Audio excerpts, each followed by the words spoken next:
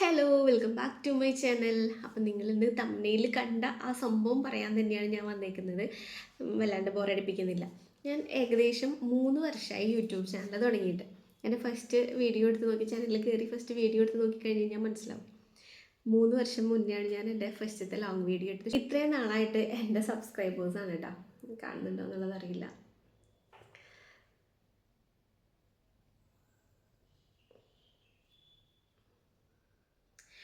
1000 കാണുന്നില്ല, എന്തോ ക്ലിയർ ആവണില്ല.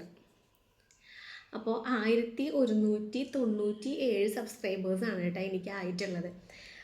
ഈ ചാനൽ തുടങ്ങി 3 വർഷമായിട്ട് എനിക്ക് ഇതുവരെയുള്ള സബ്സ്ക്രൈബേഴ്സ് എന്ന് പറയുന്നത് 1197 കേട്ടോ. അതിൽ കുറേയൊക്കെ ഞാൻ എൻ്റെ ഫ്രണ്ട്സിനെ കൊണ്ടും റിലേറ്റീവ്സ് പിന്നെ നമ്മുടെ ഓഫീസുമായിട്ട് റിലേറ്റ് ചെയ്തിട്ടുള്ള ആൾക്കാരെ കൊണ്ടൊക്കെ തന്നെയാണ് ചെയ്യിപ്പിച്ചേക്കുന്നത്. അപ്പോൾ എനിക്ക് പരിചയമുള്ള ആൾക്കാരൊക്കെ കാണുമ്പോൾ ഞാൻ ചിലവരുടെയൊക്കെ ഫോൺ തട്ടിപ്പറിച്ചിട്ടൊക്കെയാണ് ഞാൻ സബ്സ്ക്രൈബ് ചെയ്യിപ്പിച്ചിരുന്നത്.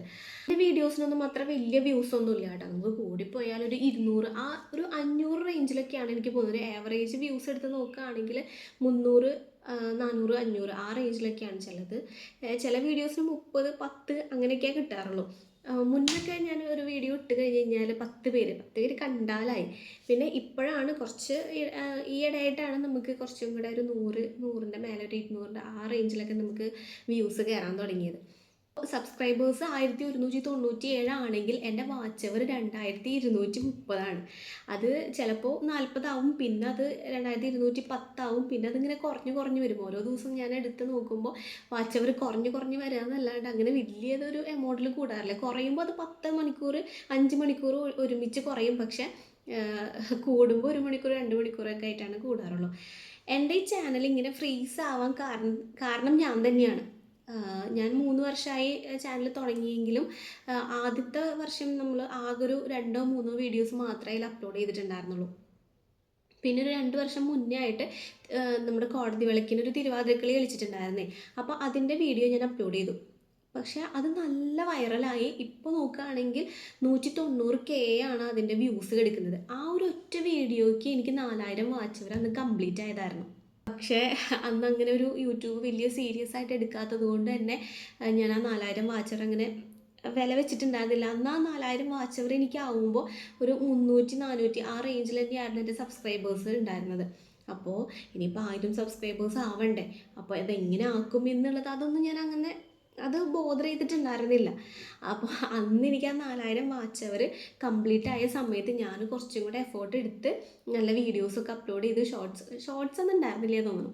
നല്ല വീഡിയോസ് ഒന്ന് അപ്ലോഡ് ചെയ്തിരുന്നെങ്കിൽ എനിക്ക് ഇത്രയും നാളിൻ്റെ ഉള്ളിൽ തന്നെ എനിക്ക് മോണിറ്റൈസ് ആക്കാൻ പറ്റുമായിരുന്നു. പക്ഷേ ഇപ്പോൾ ആ 4000 വാച്ച് അവർ എന്നുള്ളത് പിന്നെ നമ്മളൊന്ന് സീരിയസ് ആയപ്പോൾ യൂട്യൂബ് വീഡിയോസൊക്കെ ചെയ്തൊന്ന് സീരിയസ് ആവാൻ തുടങ്ങിയപ്പോൾ ആ 4000 എന്നുള്ളത് കുറഞ്ഞിട്ടാണ് എനിക്കിപ്പോൾ ഈ 2230 ആ റേഞ്ചിൽ വന്ന് നിൽക്കുന്നത്.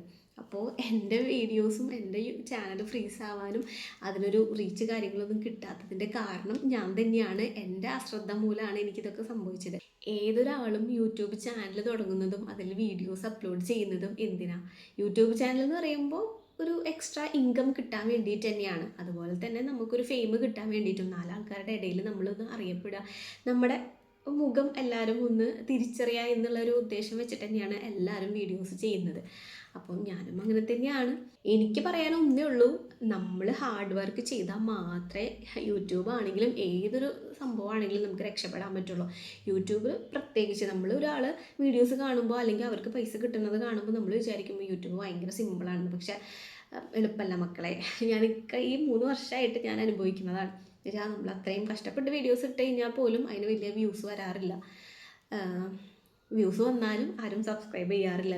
സബ്സ്ക്രൈബ് ചെയ്യാണ്ടൊക്കെയാണ് നമ്മൾ വീഡിയോസൊക്കെ കാണുക. അതിപ്പോൾ ചെറിയ യൂട്യൂബേഴ്സിൻ്റെയും അതുപോലെ തന്നെ വലിയ യൂട്യൂബേഴ്സിൻ്റെയും ഒക്കെ എല്ലാവരുടെ ഗതി ഇങ്ങനെ തന്നെയാണ്. അപ്പോൾ അത്രയും അവർ കഷ്ടപ്പെട്ടിട്ട് ഒന്ന് ക്ലിക്കായി കഴിഞ്ഞ് കഴിഞ്ഞാൽ പിന്നെ അത് യൂട്യൂബ് തന്നെ നോക്കിക്കോളും കാര്യങ്ങളൊക്കെ. എനിക്ക് അങ്ങനെയാണ് മനസ്സിലായത്. അപ്പോൾ ബിഗിനേഴ്സ് ആയിട്ടുള്ള ആൾക്കാരോട് എനിക്ക് ഒന്നേ പറയാനുള്ളൂ, നമ്മൾ കഷ്ടപ്പെട്ടാൽ മാത്രമേ നമ്മുടെ വീഡിയോസ് റീച്ചും കിട്ടുള്ളൂ, ചാനൽ മോണിറ്റൈസ് ആവുള്ളൂ, എന്തെങ്കിലും വരുമാനം നമുക്ക് കിട്ടത്തുള്ളൂ.